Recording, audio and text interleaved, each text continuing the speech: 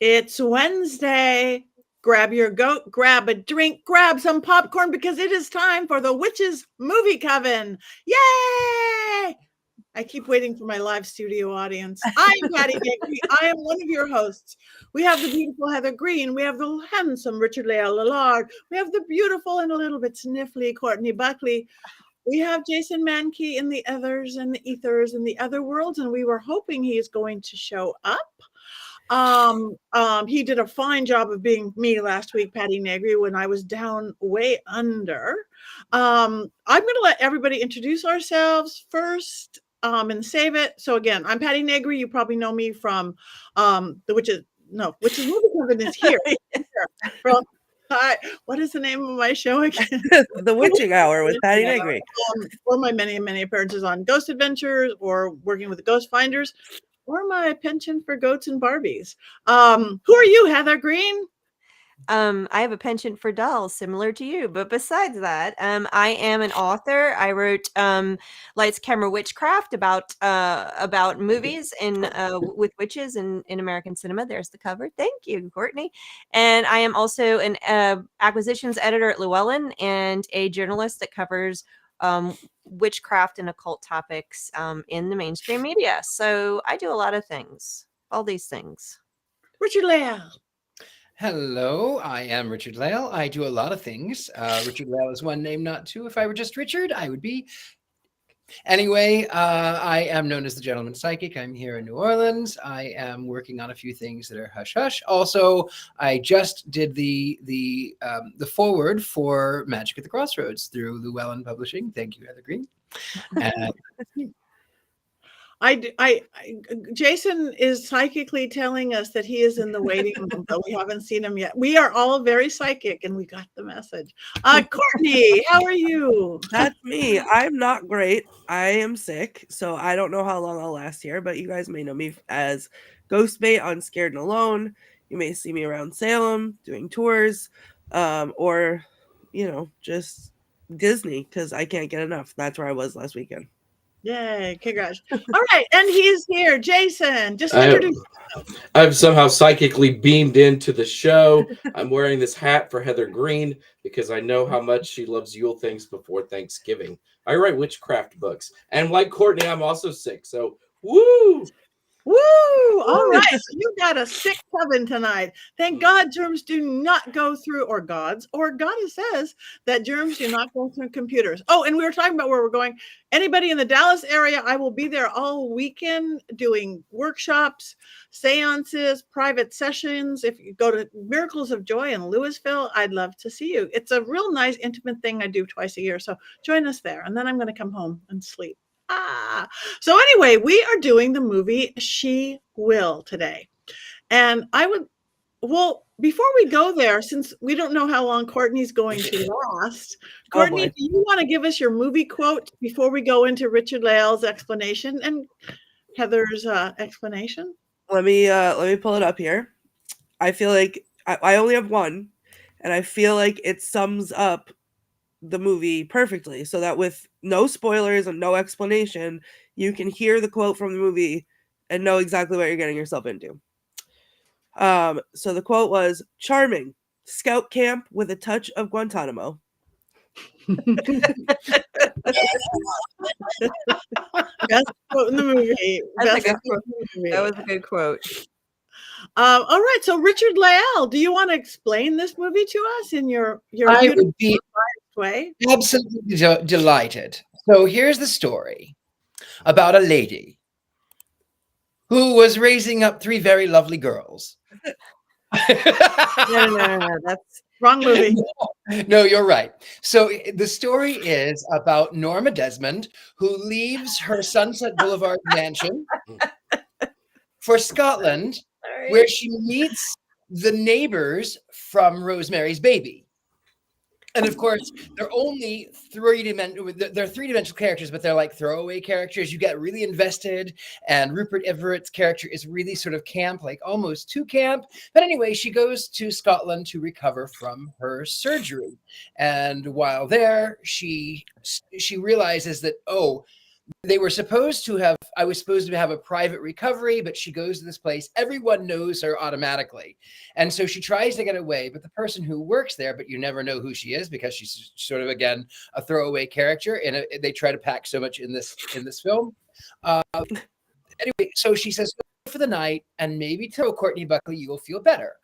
And so she has no choice because there's no cell phones in 1950 when the film was made. And anyway, there's no cell phone. So she realizes that it is a little bit of Courtney's quote, something about Guantanamo Bay, and I can't remember what the other thing was. But she ends up by realizing scout camp with Guantanamo Bay. They realize that Rupert Everett's character is an artist, and he says that the clay in the earth has this sort of magical qualities because of all of the witches who were burned in Salem, Massachusetts. Thank you, Courtney Buckley. All the witches who were burned. I think I'm getting sick. Like, what? All these witches were burned in Scotland. So it goes into the ground, and this woman who has been warned by her nurse, her maid, to not wear prosthetics, she needs to recuperate from her surgery, has denied, and the blood seeps into the water, and then of course she starts having really strange dreams, and then visions of these tortured, burned women who were accused of witchcraft. And so she goes into a trance. She creates this amazing painting. The next thing you know is that she's basically confronted with a character that was the Me Too movement, and he is being knighted. He is about to be knighted. He dates way back to, all years and years ago, and he had apparently been inappropriate with this actress when she was 13. And as he's sitting there, she sort of gets transported into the studio with him. She's in Scotland. He is presumably not, but she gets transported psychically to him, and he sees her, and then all of the dirt starts coming through, and long story short, it's a story about retribution. It's a story about female empowerment, and what's coming to him. You think that she's going to die in the end, but she makes a special friend. The end. See? Silence. And completely understand it. I It's thought so it was accurate. about aging women. Never mind. Heather, You can continue. You go ahead and continue. What did you think it was about? No. I mean, I just saw her. She was a famous actress, and Norma Desmond. Norma Desmond, yes. And she had a mastectomy, again, about her womanhood and the aging thing. And she opened up doing her makeup and talking about masks. And this particular mask was about preservation and going off. I mean, I loved her character and her character study on this. But I'll talk later. I had to watch this on my cell phone, and it's not the movie to watch on your cell phone. No. I thought it was a fever dream, if that helps. I'm that sick. I thought I made up the whole thing because just like Scout Camp and Guantanamo Bay. Yeah. It was confusing. I kept going, well, it's because I can't see anything, but I don't think that was why it was confusing for me. It wasn't. No worm? Is that? It's a leech. What leech? No, I don't know. Heather, what is the plot in this film that we are obviously getting all wrong? So just a background. This movie is British. It's made in the UK, and also it was made after my book. So I don't have the background material because I didn't do the deep research and go to the archives of this film. It's written by a woman, or directed by a woman, as you might well guess. What's interesting about this film is if you boil it down, it goes down. The story itself, the actual essence of the narrative is a woman who has been assaulted and oppressed and assaulted, physically assaulted in this case, has turned to witchcraft to empower herself. That's essentially what you have if you boil it down. And that is a canned narrative in witchcraft films that increased over time most prominently after the 90s. You have a little bit of it in The Craft. You have a little bit of it in, you can even say maybe Witches of Eastwick if we're really generous to that movie. You see it in several other films, and then the 2000s more so. If you think about like the movie The Conjurer, not The Conjuring, The Conjurer, a lot of the paranormal witch films have the ghosts come back, and they were wronged, they were raped, they had a kid and the man left, whatever, and they come back to haunt the man and the culture that allowed them to be harmed. They turn to witchcraft for that, whether in death or before. Now we see it even more so after the 2010s. So you're seeing that in the TV show Salem opens up with that immediately. You see it in American Horror Story. We talked about that in several of the episodes, and more. Maleficent, another one. So we're seeing it more and more in this recent last 10 years and it is a reflection of the Me Too movement, and also this fourth wave feminism that we've seen over the past years. And it further ties witchcraft to women's power, which it's always been linked to, but this is again another way to do it. This is a way, and this pretty much is saying, well, women turn to witchcraft to connect with each other, to connect with the land. Another I don't want to say it like that. Another trope for the thing, women are connected to the wilds of the land, which you see here, and it's all connected, bringing them back, connecting them, and empowering them in a world that otherwise is out to oppress and to harm. So that's what you see in this film. And it's definitely a reflection of its time. There's a number of them, especially in this past 5 years, that are very much hitting home with this particular narrative. So that's the main thing I want to say. We have a great cast, a lot of really good actors, and a phenomenal soundtrack. If you just listen to it, one guy wrote it. It just, that's my opinion, of course, but it is a very strong soundtrack. This is not, well, I can talk about that later, but it's not what you expect a mainstream film to be. It is very much has the art house feel to it, and a very much an artistic style film, haunting. So it's a little different, but I'll talk about how I feel about it later on. Someone else can talk. Let's answer Mary Jane's question. She had breast cancer. She had a message. We assumed it wasn't violent. The violence had been a long time ago. She's an older actress. When she was 13. Yep. Yeah. 13 when that bad happened. Presumably the director. And I think that you could argue that the mastectomy was also a violation, because it is, stripping you of something that's you connect to your identity as a woman. So not the same way, but yeah. Well, there's one scene there's just one little quick scene where it shows her like on a cover of a tabloid, and it says before and after the mastectomy. So especially for a female actress, they're always so sexualized, right? And then she's losing, she thinks she's losing that part of herself, I think. Mm-hmm. There was also that scene that was really powerful that, it started with her wanting to wear the prosthetics and it was too soon. But then at the end, she was standing naked in front of the mirror, just herself, as she was coming into her power, which I thought was pretty cool.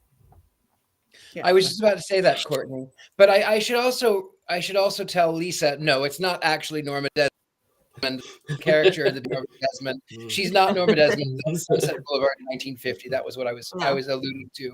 She's not Norma Desmond. I can't remember her name. Veronica Gent. Veronica Gent. Yeah.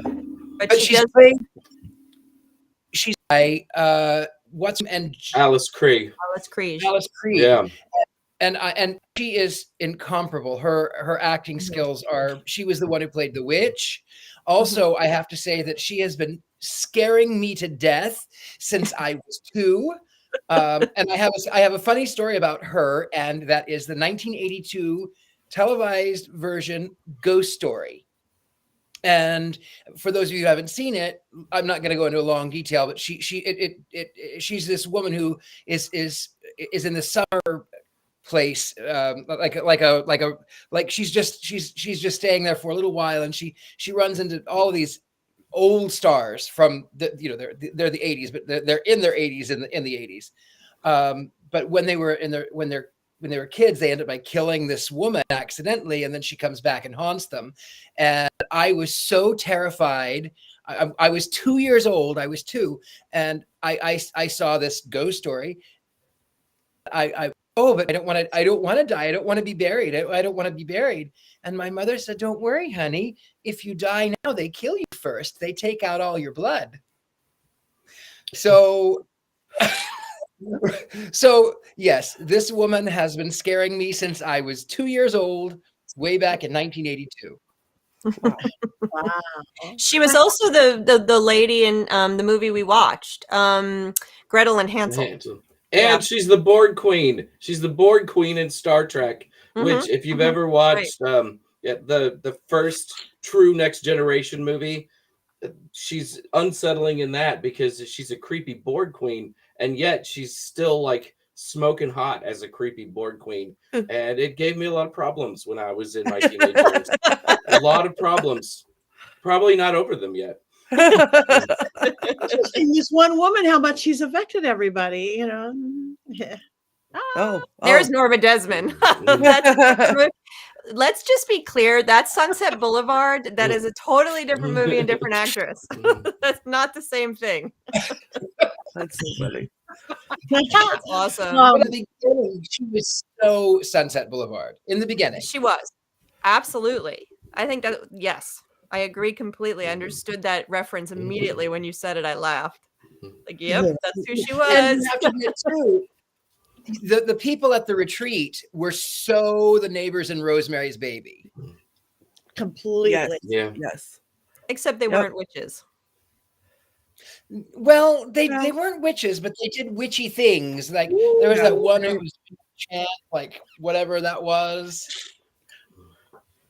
The They were dancing. New agers. It felt like a battle between witches and New Agers, is what it That's felt what like, I got. right? New I'm with Agers. Patty. Yeah. The New Yeah. Agers. The old religion versus woo, something like that. Yeah. Woo-woo. Mhm. I'm going to agree with Robert there, who says that what our explanation may help a little, but it's still confusing. Yeah. And because it took me a while. And again, I'll gladly go first. Be fairly short. I did watch it at 1:32 in the morning last night on my cell phone because I didn't want to get up. And it's one of those dark, eerie, slow, beautiful scenery movies that you should never, ever, ever, ever watch on your cell phone because it's dark on a big screen. And I really was going, leeches? I couldn't figure it out. Why is there snails everywhere? But even in a tiny cell phone, the mud taking over was pretty cool. And it was peat, right? The peat. And I remember that when I was in Ireland last spring, one of our take-home gifts was a piece of 10,000-year-old peat, and they were saying how much stuff is in it. So that was pretty exciting to me, going, oh yeah, it is magic. I felt it. I saw it. It is peat. So that's what you do. You lay down, you sleep in the peat. The other thing that why I maybe didn't get all the stories of it is I literally just got back from Tasmania. I'm wearing green on green, forest green for this movie. I actually dressed for this movie, but I just got back day before yesterday from a forest, not like that, the Tasmanian version, and a little tiny cabin not near anybody. It was a 12-minute walk, which is a far walk to my personal private cabin. And I was scared the first half of the movie because I just did that. I am so thankful I did not watch that movie before I went to Tasmania. I would have had a completely different experience waiting for the peat to take over, the mud, the moss to take over. So I mean, even on my little screen, it was beautiful. I liked it. I probably should have watched it earlier in the day on a bigger screen to get a little bit more from it, but it's a lovely green. Thank you. Thank you, Lisa. So, but again, it was not, I don't know. I wasn't expecting anything. I never do with our films, but it wasn't what I expected. Okay, I have a grievance that I'd like to file immediately. So when I went, I'd never seen this. I'd never heard of it. And when I went to rent it on Amazon, it I don't know if you can see this, but it says horror comedy. Comedy? Yep, it says it right there. So I thought, okay, like maybe this is one of those movies that I love that's going to be so bad it's hilarious. And no, that's not what happened. No. So you thought this Comedy. was going to be like Your Highness, a horror comedy movie.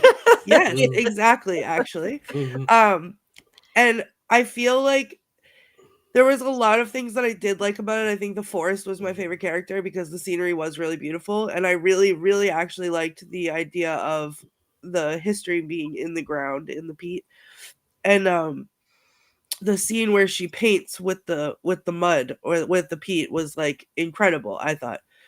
But that's about it. Like the rest of it, it's like, I feel like, you know, I've never taken psychedelic drugs and I feel like I have now, so I don't need to try it.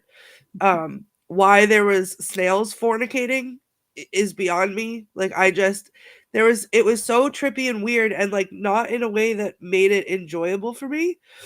And I got it. I understood it. My camera is like so out of focus now because I did that. Hold on. Oh, look at my little haunted mansion phone case. Okay, that's better. It was not like trippy in a good way for me. It was confusing. I understood the premise. I understood what was happening. Normally, I'm all for the woman empowerment thing, like that trope I love, but it was just like predictable. I feel like, and it shouldn't have been because it was so beautiful and so dark and so eerie that I feel like they could have gone someplace different with it. And they had a good concept, and then to me it fell flat. I don't know what I expected, but it certainly didn't meet any of my expectations. I think that a lot of it felt rushed for me. Yeah. There were a lot of those kooky people, the New Agers who were at the camp Guantanamo. Absolutely loved them a little more. I feel like that they were just trying to pack so much into it that really it could have been a mini series, like one season of a mini series or something, because really, like Jason said, it is sort of the New Age and the old religions coming, like this sort of fight between the two. And the characters automatically they recognized this actress. They were all kooky and weird in their own right. Though I do think that Rupert Everett's character he was trying to be too funny in a space where I don't feel like he should have been so funny. Like I just felt like he was a little too camp. Thank you. Character wise, I wanted to know more. Like the nurse, she was always there being the nurse, and then like the rape scene came out of. I mean, I get it, and the ground took her over, but it was a little confusing. See, and I saw that scene coming from the minute she put the mushrooms in her mouth. Like it was just, you know what I mean? Like, and it's the beginning was so slow. In a good way, in a way that I thought, okay, I don't understand this yet, but it feels like it's going to be one of those ones where like the realization comes crashing down onto me and I'm going to be so excited about it because it was so beautiful and because it was so dark. And I feel like it got to a point where I think it was the painting scene. And then I was like, okay, I'm intrigued. Here we go. And then it didn't happen. It was like Richard-Lael said, it was so rushed at the end, especially at the end, that I feel like we missed out on so much. And what was that? I'm sorry, we're not doing the whole share. Like she was painting, and then somebody goes, "We're done."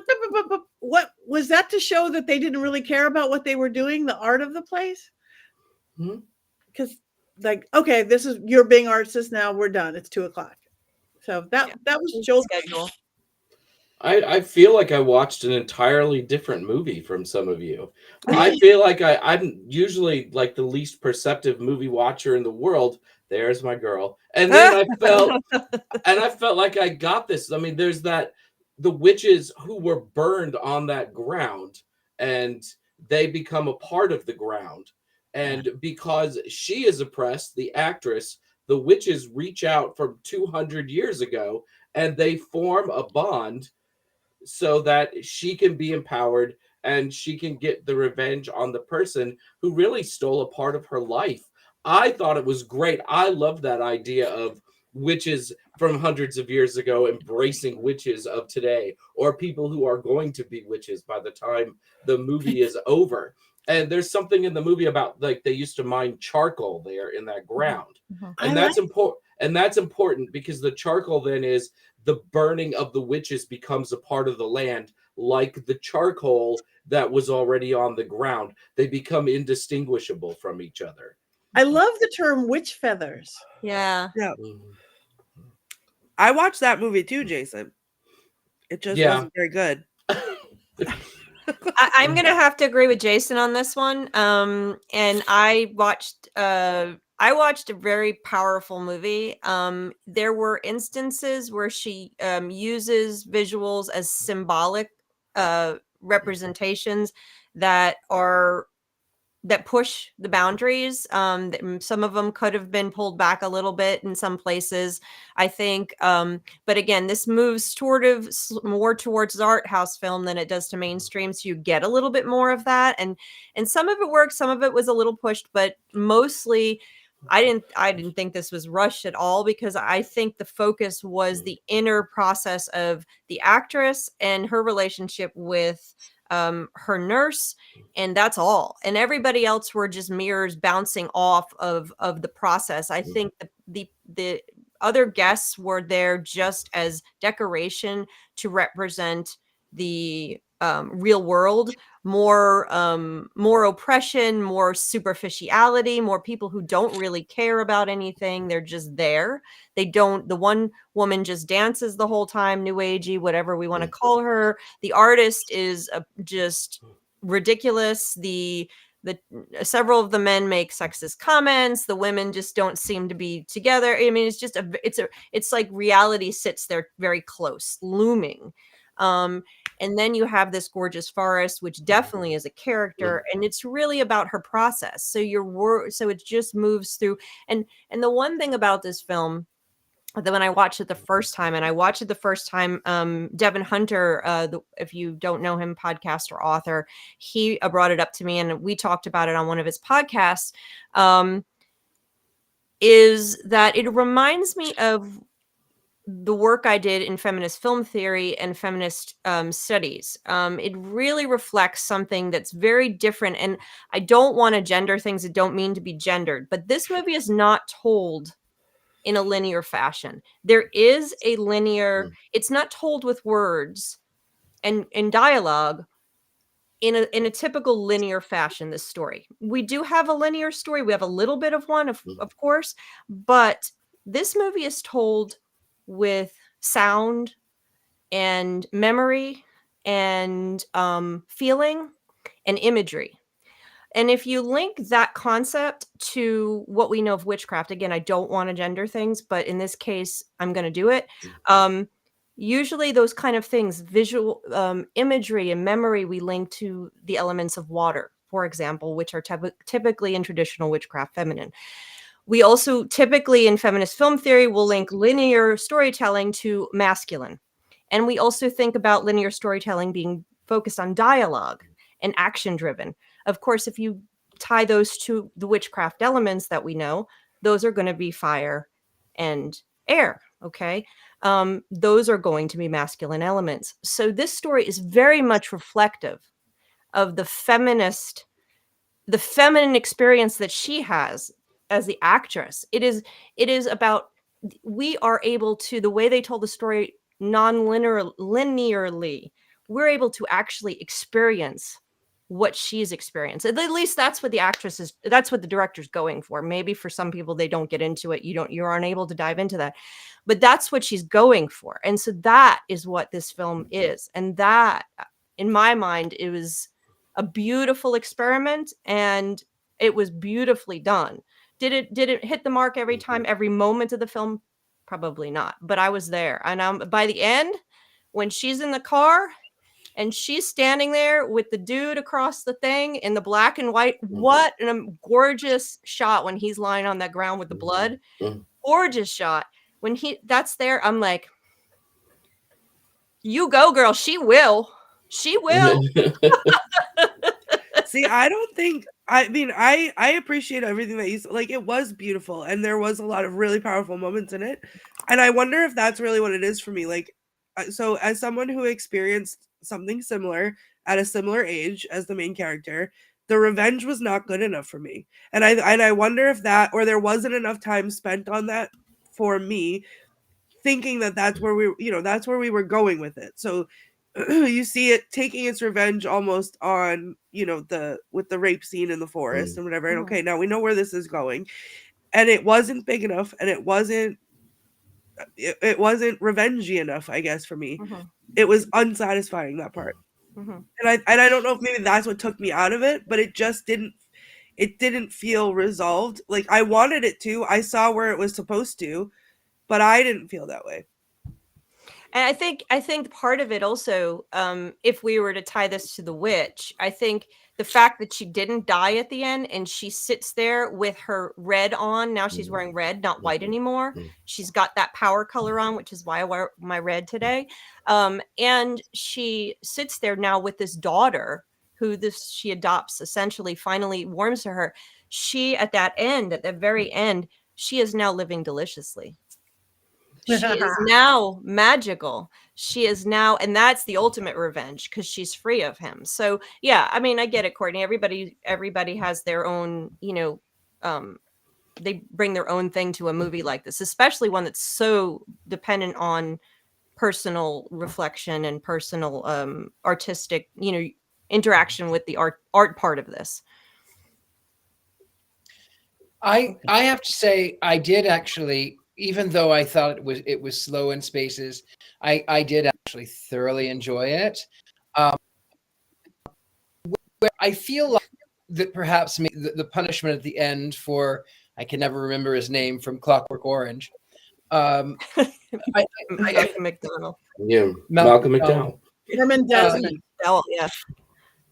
I feel like that even though it was not really, so he falls from a balcony and he ends up dead. It was beautiful, but I also feel there was slight revenge in the fact that now he will never be knighted. It's this one thing that he has been working on. He has, since that was his number one goal since 1967 when he hindered this 13-year-old girl. He was working on being knighted for all those years, and he is days from being remembered as Sir da da da da da da da da da. And then she shows up in spirit form as she's sort of all across she's across the I guess she's in Scotland, he might be in England, he might be in the United States, I don't know where he is, it doesn't really matter, but she sort of in spirit form shows up, and in his own deranged mind, he had been drinking, but in his own deranged mind, he sees her, and then he assaults her, and it's that last assault, even though she's not physically there, that it's that last assault that sort of snatches his prize, his precious from him. She gets a bruise though. Even though she's not physically there, when she's in her bed and she's writhing around and all the witch feathers are everywhere, she has a bruise on her head where he hits her with the bottle, which I thought was really cool. Again, there was parts that I loved. I think that whole concept was so great. Maybe it's just I wanted to see her ruin his life a little bit more before she killed him. I don't know. More torture. I don't know. Yeah, like get down and dirty with it. She will. Like, go ahead. Instead of being knighted, though, he's going to be remembered for throwing up on that television show. Yeah, like she changed his whole paradigm with what the witches allowed her to do. And not only throwing up on the television show. Sorry, go ahead. Sorry. I was just going to say, maybe it's the ghost hunter in me, but I wanted, okay, you can take spirit form, haunt his, what, for a while. Make him think he's crazy. I'm sure she felt like she was crazy, having to deal with the memories and the demons of what he did to her. So make him suffer the way that she suffered. Like, that's the thing. He didn't suffer. She suffered. He didn't suffer. But he did suffer, because not only did he throw up on that television show, the host of the show basically accused him of harming a little girl. And now it's common knowledge. So now he lives as this grapist. He's a grapist. And he he now has to, his all of his legacy has been erased. It's just like Harvey Weinstein now. No matter what Harvey may or may not have done, from now on, Harvey Weinstein will only be remembered as a rapist. Yeah, but like make him live with that. Like that's what it's missing to me. Exactly. Alicia's comment right here. Make him think he's crazy and miss being knighted while being alive, then kill him. I mean, that was the unsatisfying part to me, and I think it just ripped me from it. I really do. I think I want to address first of all, hi Aaron, said hi Heather, and one of the questions I'm confused. Who's it? Lisa said I'm confused. So one of the things one of the reasons everybody's so confused about this is what I was talking about earlier, is that it's not told clearly linearly. We keep getting we get her story in these chunks and pieces, and a lot of them are visual, so you have to put them together over time to figure out exactly what happens. Like, who is this? Why are they here? That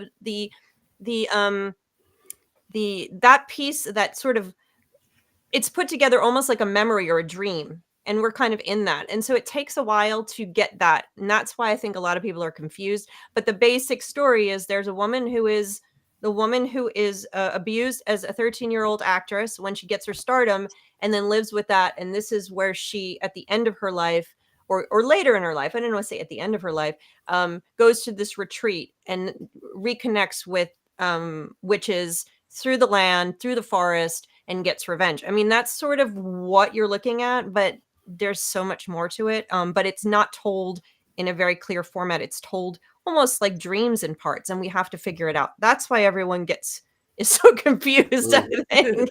But I think it was you, Jason, that said it, that connection, the connection to the forest and to the wild, and I have a whole section in my book about this, is something that's very much a part of the witch's legacy. I mean, dating back hundreds of years.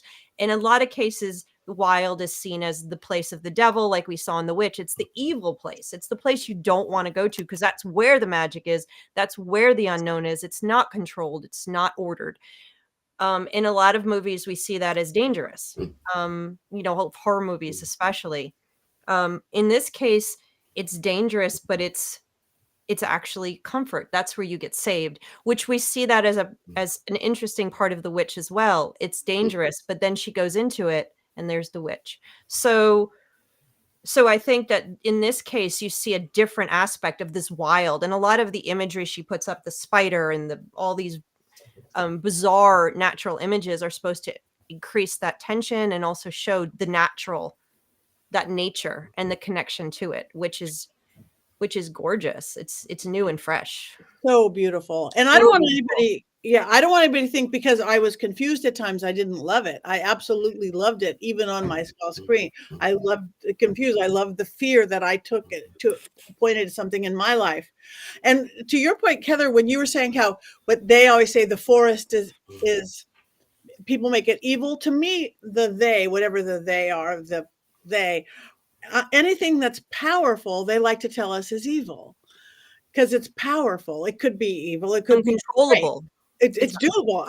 Even from superstition, like the number 13, breaking a mirror, walking under a ladder. These are all things that are powerful. You can make them what you do. It's energy behind it. And the same with the forest more than anything. Mm-hmm. Yeah, it's an untamed space. It's uncontrollable. So it's scary. So it's bad. It's evil. I will say, for all of the things that I've said thus far, I loved watching her get comfortable with the forest. Like, I loved the process of her brushing her fingers along the branches, because that's what I do when I'm outside. I touch everything. And so that felt very familiar to me in a way that was comforting. So I really liked watching her open up and be able to do that. And again, I loved the whole, like, when they got there and they said, you're going to be drinking, the water has peat in it, so you're going to be drinking it, like, just get over it because it's going to happen or whatever. And then the mud gets tracked in the house and all this stuff. And like the realization of the ashes of the burned witches being in the land, and like the land remembers, and that was extremely powerful. And I think like that is such a cool concept. And I just would have liked to see something I would have liked that concept just done a little bit differently. I agree. And also, not only does the land remember, Pepperidge Farms remembers.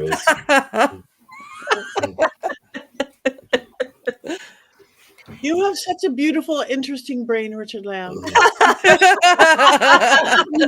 synapses. Well, you know what? It's so funny for someone who does not really follow pop culture. I know an awful lot about pop culture. You do way Way more back here in 1890, I know so much about 21st century pop culture. That's so funny. than Can I You know just what? actually, Go ahead. really quick? Alicia said I would be interested in seeing a slightly longer director's cut of this for clarity purposes, or to see certain things happen for more time. I don't know if I talked about this. Actually, Alicia and I went because we love Midsummer. I love Midsummer, and I saw that it was playing in the theater, and I had never gotten to see it in the theater, so I went and saw it, and it was actually the director's cut. So it was like, I don't know, 30 minutes longer or something like that, and it was like watching an entirely different movie, and it was even better, which is impossible, but even better than the original. I have to say, I agree. Like, that's the only way that I would watch this movie again, if I got to see a director's cut of it, because I feel like that might be different in a good way. I thought it was just fine at 95 minutes. I didn't think it needed any extra time. I thought it hit every beat that it needed to hit, and it was just beautiful to watch. I could just watch this again just to look at the visuals of the whole thing. And It looked like and the music was great too. I noticed that while I was watching. It looked and sounded like nothing we have ever done on this show before. And I know it. Yeah. I loved it, and I need to see it on a bigger screen. But the spirits are telling us that we need to hear the Mankey movie minute. Oh no. So I will admit that I wrote this under duress today while screaming at my computer. And I also don't have Jason announcer voice like I would prefer. So we're gonna try. Though, before I do it though, there was a couple of quotes I thought Courtney missed that were funny. What do they call that haircut? Anarchist with a day job. Oh, yeah. That was really funny. That was good. Yeah. There's the comedy that Yeah. that Amazon picked up on. Oh, missed it. Sorry. A millennia of patriarchy dictate what we see. I thought that was a brilliant line, Yes. Yeah. Yeah. And then of course I hate children. Was my line. All right, here we go. Here's the minute. She will get revenge. She will play in the mud with charcoal. She will be mean to her nurse, and then she will be nice to her nurse. She will have solitude. She will connect with the witches of the past. Come to the dark and spooky Scottish Highlands and connect with a power that is hundreds of years old. Less a horror movie, but more a meditation on the long overdue Me Too movement and one woman reconciling her present to her stolen past. Enjoy the rare movie where the main protagonist is a woman over the age of 50 who is seriously badass. Finally, the good ones win and step into their power. She will get her revenge, but you will be entertained. Ooh, That was a good one. good one. That was accurate. That was accurate. I wrote that while we were all doing our introduction. So Oh there my you God. go. No wonder you had that face on. I did. I wasn't paying attention face. Oh yeah. I was struggling today. I'm sorry. No, you're writing. You're writing. That's all good. So I guess what we need to do now, before introductions, before anything, we need to vote on this film. She will. So again, we want everybody out there. We know a lot of you watch this movie. Wands up, wands down.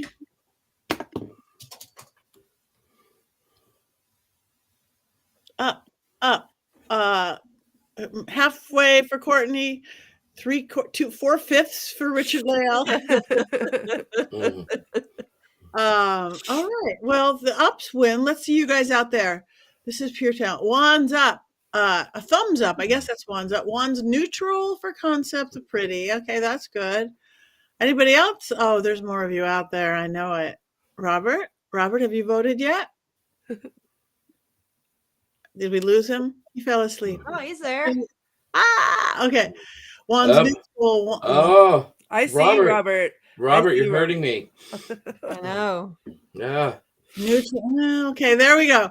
Anyway, so again, if you were intrigued or just confused by any of this, I do recommend the movie. Don't watch it on your cell phone at night, hiding under the covers. Get it on a big screen as you can because it's really pretty. Even the leeches or snails. Which were Yeah. they? Both snails, slugs, I think. I did like that one. And anything with the Borg Queen is worth watching every time. Everything she's in. I let out a happy dance when I saw that she was the star of this film because she is amazing. There Yeah, she she is. Okay, Yeah. so we got through another one. What are we doing next week? I know we've picked it out, but that was hours ago. I can't remember. It's The Wiz. The Wiz, of course it is. Because We have to do a Wizard of Oz type thing around Thanksgiving, according to Jason, because it's a Thanksgiving movie. So we're doing The Wiz. Woo! Okay, so everybody watch The Wiz. And Heather's going to do all the music when we do it next week, right? Yes, and I'm going to see it live in Atlanta at the Fabulous Fox Theater tomorrow. I'm trying to contain my excitement right now. But so I'm going to be seeing it live and then talking about it next week. So Good. So, all right, everybody watch The Wiz.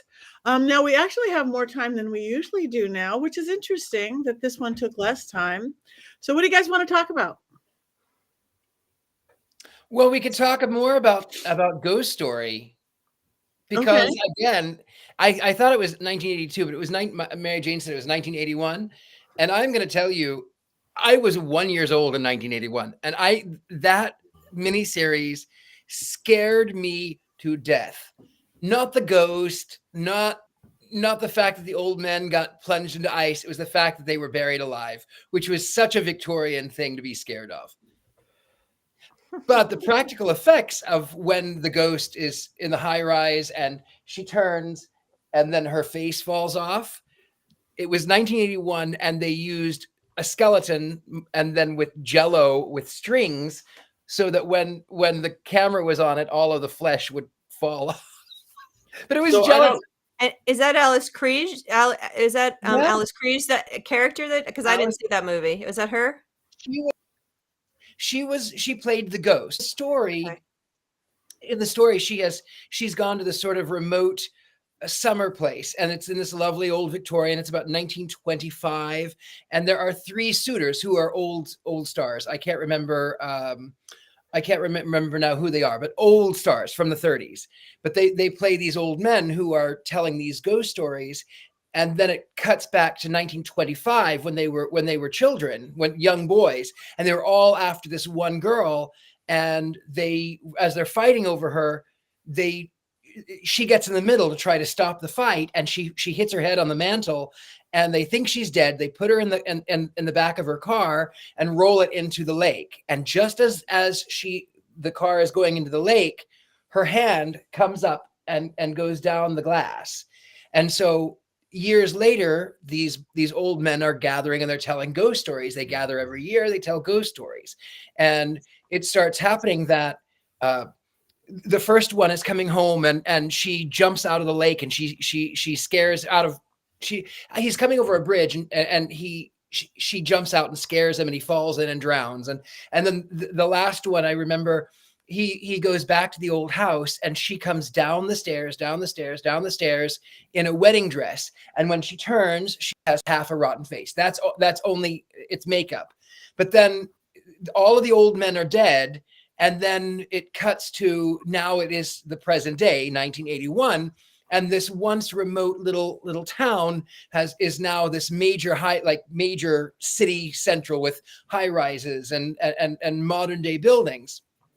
And this man who has not connected to them at all, the space was the apartment complex was built on the place where the old house used to stand. And this man is in the shower and he's talking on the phone and he said, "Oh, wait a minute, hold on." And he comes back in the room and he hangs the phone. He comes in the bedroom and he sees this beautiful naked woman from behind, which is the actress Krieg. And he strokes her body. And then when he comes around to her, she looks at him and then her face falls off, which of course it's the practical effects with the gelatin. And then he screams and then he plunges to his death. So again, it ties into this movie because it's much the same way about woman getting revenge on the people who have robbed her of her humanity. Mhm. And she's missing body parts. Same And thing. Fred Astaire and Douglas Fairbanks Jr. Wow. What a crazy cast. That is a crazy cast. Yeah. Wow. Oh, Courtney, we can't hear you. Sorry, I muted myself so I could blow my nose and I forgot to unmute. I was saying that's exactly the kind of revenge that I want to see. I want to see faces sloughing off and scaring people to death. Great. That's what I wanted.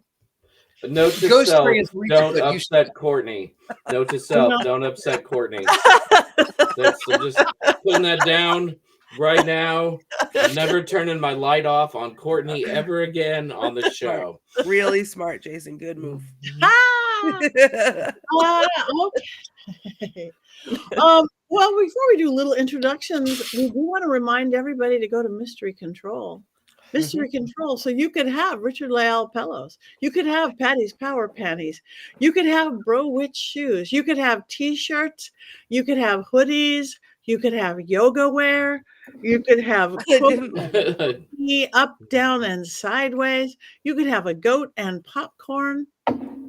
And mysterycontrol.com. And just you, don't tell anybody. Use code Patty for 25% off. We are practically giving it away.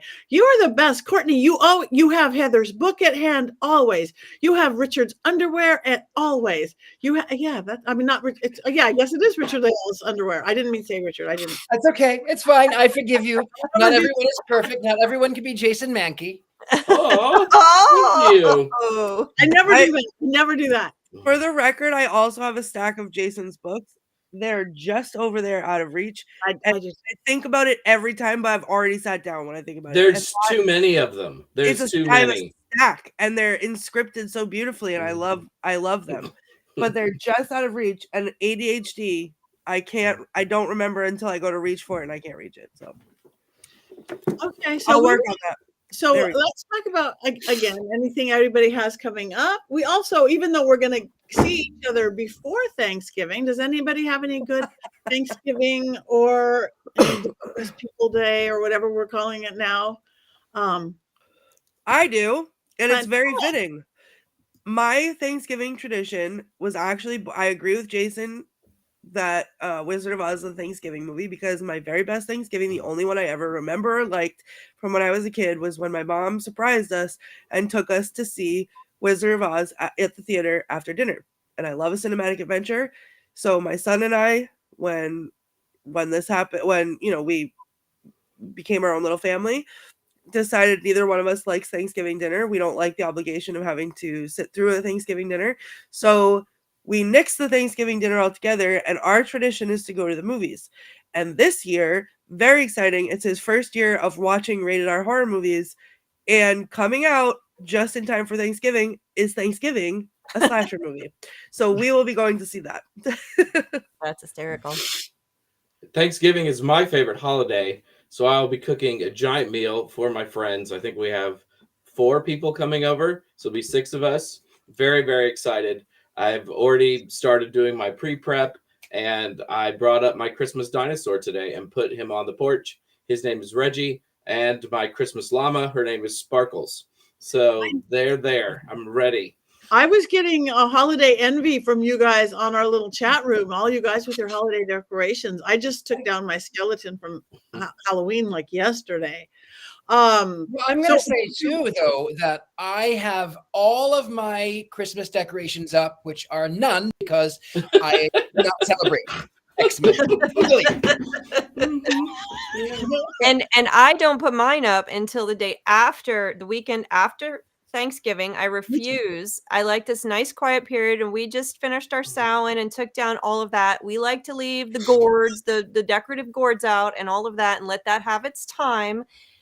Sorry, Jason. The gourds are still up at my house. That's fine. They do not come down until after Thanksgiving. We will fight this until we but die. The lights are outside. The lights are up. Nope, the lights not yet. Are up. It's not happening. I'm going to blow the lid off of both of you. My Christmas tree is still up from last year. Well, that's a whole nother issue. A little And my great skeleton stays out year round as well. My 'cause it's always skeletons around. often do. I took them down for filming, but I am with you, Heather. It is an orange and brown holiday until Thanksgiving, and then it is a red and green holiday. Then it's Whatever you call it. all bets are off, and I start singing Christmas carols, and I drive everyone crazy. But until then, we're quiet. Now we also cook a big dinner with the family, immediate family. And we also started a new tradition where we have poetry. We have a poetry reading event at the table where everybody either has to write one or bring one, and everybody reads a poem. Whether you write it and I usually write mine. And we read that. It has to be about family or Thanksgiving or something related to the holiday. And so that was really fun. We had to get my dad to stop because he got the mic and was hogging it up. And he read about 3 or 4 poems, some more politically oriented. And so we're like, okay, moving on, next one. but everybody, it was super fun and everybody got a chance. And it was a lovely way to kind of spend the time together. So that's what we do. I would love Heather Greene to read a poem for your Thanksgiving, and I will start it now. I once knew a man from Nantucket. And the family is sure to love it. I think we should all prepare poems for Heather for I next love week. that. Okay. Yeah, I think One that should poem? be special show with poems for Heather. Thanksgiving poems. We once had a competition in my family. My mother didn't want us to give her anything for Christmas. She wanted us to write a poem. And so she was expecting things filled with love. And what she got instead was my brother wrote an acrostic poem comparing her to various world leaders who were not very nice. And then I wrote a poem to the tune of 'Twas the Night Before Christmas about her horrible dog who was awful. And I used a lot of swear words. So at the end, one of us was supposed to win a gift card, and that was going to be the whole thing. And she almost couldn't give it out because she was so mad that we didn't do what she thought she was going to do. So if you guys are all nice and like the Wiz next week and give it wands up, I will read my poem. I will read a Thanksgiving poem to you that I wrote. Okay. Oh, it's a deal. Or at least be gentle on it. Be gentle on it. All right. We only have a couple minutes left. We sort of did intros already, but again, if you're in the Dallas area, come see me at Miracles of Joy this weekend. In December, I'm going to be back in Texas at the Old Park Hotel doing a very spooky holiday ghost hunt with Natalie, my partner in Paraflix. And then I'm home for the month. Yay. Anybody else have anything anybody wants to come see them at? I'm ready for my close-up, Mr. DeMille. Norma. So, all right. Mystery Control. You guys like us, follow us on social media. We don't know why, but it is an important thing. So Facebook, Instagram, whatever things we do, follow us both as Witches Movie Coven and Mystery Control, what we wear, and each of us individually by our name or something dang close to it. So thank you all very much. And we're not going to cackle for 2 minutes. We got to come up with something else. I was just going to say earlier, if you don't put your Christmas lights up early, there are no Thanksgiving lights. Nobody puts brown lights up. So, I mean, what else do you do, right? No, nothing. Yeah. look at this. I want postcards of this. That's beautiful. I want postcards of that. Yeah. Put that back up. Put it back. Yeah, Put that back up. There we go. Look at that Look Black at Phillip. him. What do you look at my Black Phillip? He likes that. He's so He's handsome and evil. He is. I love That's him. the happiest Black Phillip I've ever seen. Mm-hmm. I love well, him a even lot. the Grinch can have a heart that grows 3 sizes in one day. All right. Okay, we are getting close to it. Not quite yet, though. Anybody else? Anything come up? You guys, holidays? Go. I Courtney. celebrated Christmas a little bit early because I was at Disney last weekend for Mickey's very merry Christmas party. You're welcome. And we saw some pictures, and you look like you're an 8-year-old on crack. Yes, that's an entirely accurate way to describe me on Disney. I did become an annual pass holder, so if anyone can come up with an excuse for me to go back to Disney anytime soon, I'm on the lookout. I'm watching those plane fares like a hawk because I'm ready to go at a moment's notice. My park bag's still packed, ready to go. I love it. All right. So Disney, witches, covens, forests, We covered it all. Counting Board the queens. Okay, we are there. We are there. We're there. Ones up. We got the ones neutral. We got the goats. We have something to drink, but mine's gone. So it's time for me to go teach a class. So on that note, everybody join us. 1, 2, 3.